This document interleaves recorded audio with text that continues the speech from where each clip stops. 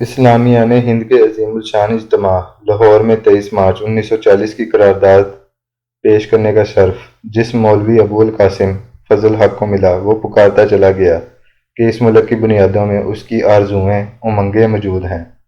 اس کی عمر بھر کی توانائیاں اس کے قیام کی جدوجہد کے لیے صرف ہوئی ہیں۔ وہ اس ملک سے علیحدگی کے بارے میں سوچ بھی نہیں سکتا، لیکن اس کی آواز نکار خانے میں طوطی کی صدا ثابت ہوئی، کیونکہ اس سے منسوب کردہ جھوٹا بیان نیو یارک ٹائمز میں شائع ہوا تھا۔ پاکستان امریکہ کے عشق میں تو گرفتار تھا، اس لیے محبوب کو تو جھوٹا قرار ہی نہیں دیا جا سکتا تھا۔ آزادی کے اس سپوت اور تحریک پاکستان کے اس سپاہی کو غداری کا سرٹیفکیٹ کسی جرنیل یا فوجی آمر نے جاری نہیں کیا تھا، بلکہ پاکستان میں غداری کا یہ اولین سرٹیفکیٹ امریکی سند کی بنیاد پر ایک سویلین حکومت نے جاری کیا۔ یہی وجہ ہے کہ پاکستان میں پہلی دفعہ حکومت گرانے کے پیچھے امریکی سازش کے الفاظ گونجے، اور یہ الزام لگانے والا بانیان پاکستان میں سے تھا۔ امریکی سازش کی اس گونج کو فضا میں بلند ہوئے ابھی 1 ماہ بھی نہیں گزرا تھا کہ پاکستان کی تاریخ میں ایک بدنام کردار داخل ہوا۔ 29 جون 1954 کو حکومت پاکستان نے جسٹس منیر کو سپریم کورٹ کا چیف جسٹس مقرر کر دیا۔ یہ شخص اپنی بددیانتی کی وجہ سے پہلے حکمرانوں کے دل میں گھر کر چکا تھا۔ جب 1953 میں لاہور میں قادیانیوں کے خلاف تحریک شروع ہوئی تو اس کی تیزی کو دیکھتے ہوئے 6 مارچ 1953 کو لاہور میں مارشل لا لگا دیا گیا، جو اس ملک کا پہلا مارشل لا تھا۔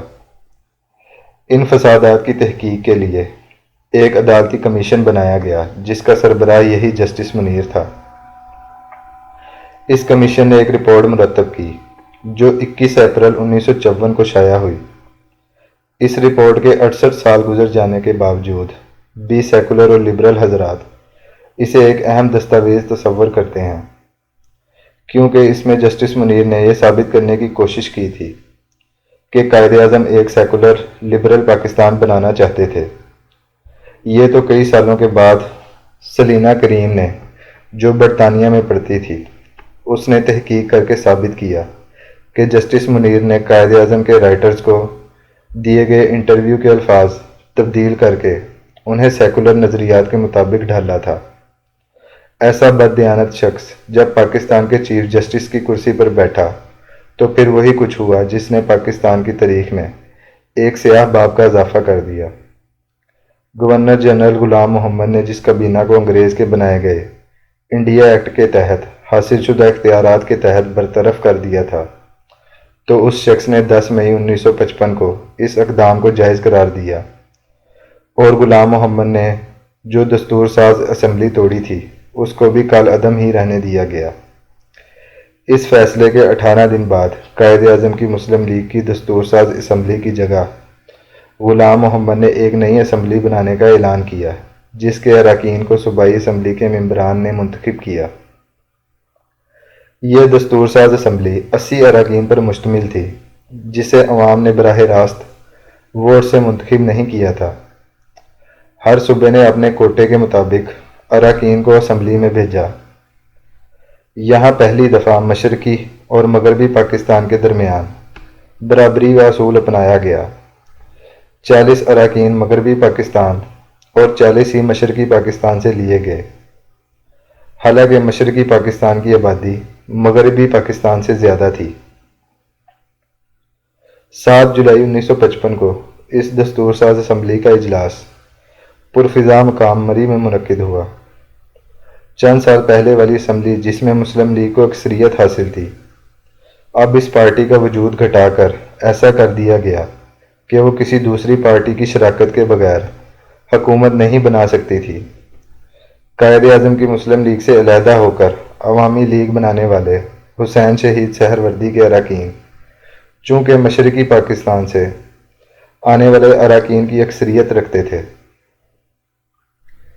اس لیے ان سے اتحاد کیا گیا اور معاہدے کے تحت انہیں وزیر اعظم بنانے کا بھی اعلان ہو گیا۔ لیکن جب حکومت سازی کا وقت آیا تو مشہور بیوروکریٹ اور پاکستان کے پہلے کیبنٹ سیکرٹری چودھری محمد علی کو وزیر اعظم بنا دیا گیا۔ جن طاقتوں نے غلام محمد سے جو کام لینا تھا وہ اب پورا ہو چکا تھا اور ان کے نزدیک اب اس کی کوئی اہمیت نہیں رہ گئی تھی۔ حیرت کی بات یہ ہے اس نے یہ تمام کام ایک فالج زدہ شخص کی حیثیت سے کیا تھا۔ اگست 1955 میں ملک غلام محمد کی طبی رپورٹ کابینہ میں پیش ہوئی اور بتایا گیا کہ وہ اب ذمہ داریاں نبھانے کے قابل نہیں ہے۔ یوں 7 اگست 1955 کو ایک اور بیوروکریٹ سکندر مرزا کو جو فوج سے سول سروس میں آیا تھا اسے ملک کا گورنر جنرل بنا دیا گیا۔ ملک غلام محمد اس بیماری میں بھی استعفے دینے پر راضی نہ تھا، اس لیے اسے سکندر مرزا کے منصب کے ساتھ قائم مقام لکھا جانے لگا۔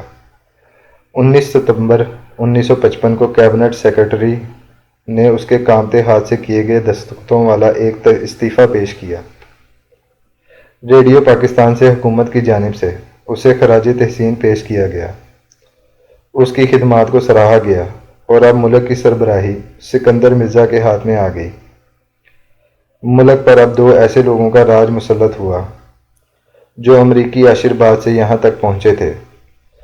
سول بیوروکریسی کی سربراہی سکندر مرزا کے پاس تھی اور military bureaucracy general Ayub Khan کی آنکھوں کے اشاروں پر چلتی تھی۔ طویل عرصے سے ان لوگوں کے دلوں میں ایک خواہش مچلتی تھی کہ مغربی حصے کے تمام صوبوں کو یکجا کر کر 1 یونٹ بنا دیا جائے۔ امریکہ سے بھیجے گئے وزیر اعظم محمد علی بوگرا نے دسمبر 1954 کو اس کی ایک انتظامی کونسل بھی بنا دی تھی جس کا سربراہ مشتاق گورمانی کو لگایا گیا، لیکن معاملہ آگے نہ بڑھ سکا۔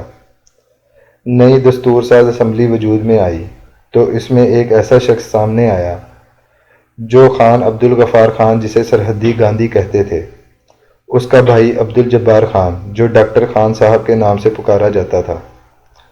سکندر مرزا، جنرل ایوب اور ڈاکٹر خان صاحب نے 1 یونٹ بنانے کا بیڑا اٹھایا اور سب سے پہلے سرحد اسمبلی، پھر پنجاب اسمبلی اور بلوچستان شاہی جرگے سے اس کی حمایت میں قرارداد منظور کروائی گئی۔ سندھ کے وزیر اعلیٰ عبدالستار پیرزادہ نے انکار کیا تو اس کی جگہ ایوب کھوڑو کو لگایا گیا۔